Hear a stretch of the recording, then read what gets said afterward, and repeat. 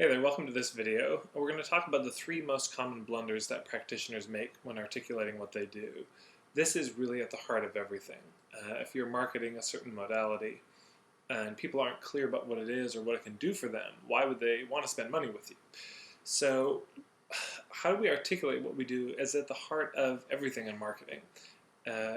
It affects what words you're going to put on your website. It really affects the images, graphics you'll put on your website. Affects what you'll write in brochures, what you'll write on your business card, and what you say to people one-on-one when they ask, what do you do? And so that's really the first question I guess I want to put to you is to ask yourself right now, what do you say at parties when people ask you what you do? You've probably come up with something. My guess is that what you've come up with works to a certain extent and maybe leaving a lot more people unclear than you think. So let's get into it. Here are the three things that I see are the most common blunders. Number one, if it's something that's easy to understand, like yoga or massage, people will say that, but they won't do anything to articulate what makes it different. And so here's a phrase to consider to play with to fill in the blanks. You can say something like, if it's yoga, like I do yoga, and you know how a lot of yoga classes or instructors or studios are like this, blank? Well, we do it blank way instead. And so you can highlight what some of the differences are. So you might say, oh, well, I'm a hot yoga teacher. And you know how a lot of hot yoga is very hard and intensive. Well, we have a much more gentle approach. Or you know how a lot of yoga classes are huge, 30 people. Ours are very small. Or something like that. So, and if it's a massage, a similar thing.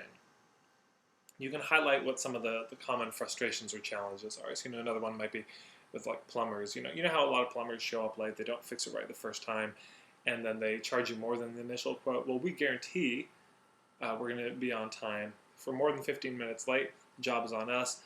We promise we'll fix it right the first time. If we have to come back to work on something we were already doing, job is on us. So that's the first thing. If what you're doing, people understand it, like yoga and massage. It's pretty common right now that everyone understands what those are. You want to highlight how your approach is different. And if there's nothing different about your approach, that's something to think about, because people have a lot of choices. They could spend their money here or there, and that's the big question of marketing. Why should they spend their money with you? Why should they come to you? It's not an easy answer. Sometimes it takes a while to arrive at that, but that's number one.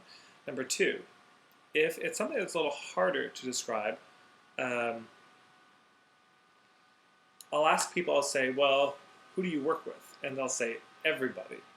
And that's a challenge. So the second challenge, sort of at the heart of the problem of articulating what we do, is trying to appeal to everybody.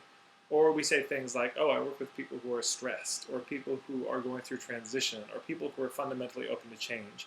The challenge with those is that's still everybody. Everybody's stressed. Everybody's going through some transition. And most people think they're open to change.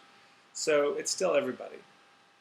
If you're trying to reach everybody, you're probably not reaching anyone. So the quick tip here is to ask yourself, if I had to look at my existing client base, or if you're just starting out, the kinds of people I'd like to work with, and if I had to divide that into three types of people, what would they be? You might notice, oh, there are a lot of single mothers, or oh, I really seem to attract a lot of the vegetarian crowd, or I seem to attract a lot of meditators, or I seem to attract a lot of single dads, or lawyers, or whoever it is. Notice who you're already attracting.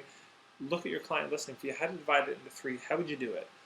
And then that gives you a lot of room to play in terms of your marketing and what you can be, what kind of promotions you can come up with, and targeted approaches for those top three groups. If that's where most of your business is coming from, focus on those things. And if there are certain groups you're excited to be working with, really focus there. There's more than enough clients for everybody, but ironically not if you're trying to get everybody. So that's the second thing. So first thing, again, if it's easy, make sure you articulate how you're different. If it's hard, make sure you're not just trying to reach everybody and express it in that. Because people will say, oh, this seems like a great product or service. A lot of multi-level marketing companies have this problem, like, who is this for? Who could this help? Oh, anybody. This could totally help anybody. That may be true, but I'd kind of drop that as a rhetoric. Because you might say, this is really good for anyone, but who I specialize in is this. Where I'm really excited to work is this. The third thing, and this is the biggest one, this is what we spend so much of the morning of our workshop on, is the biggest response when somebody's like, what do you do?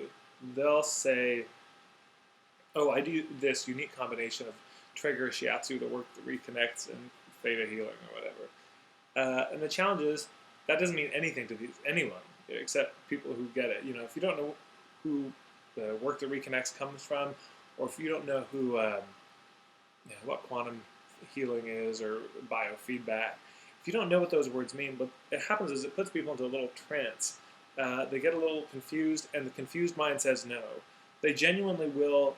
What's funny about this is they'll say, "Oh, that sounds really interesting," and they'll seem like they're into it, and then they just walk away, and they never really come back. They weren't hooked. What wasn't clear is how it was relevant to them. And this is the biggest, probably the biggest blunder of the three, is describing what you do by using the modality, and you don't want to do that. So what do you do instead? You have to come to the workshop to find out. Yeah, I'll be having another video of describing a bit of the breakdown of how we look at it. But let me lay out some of the key things to think about.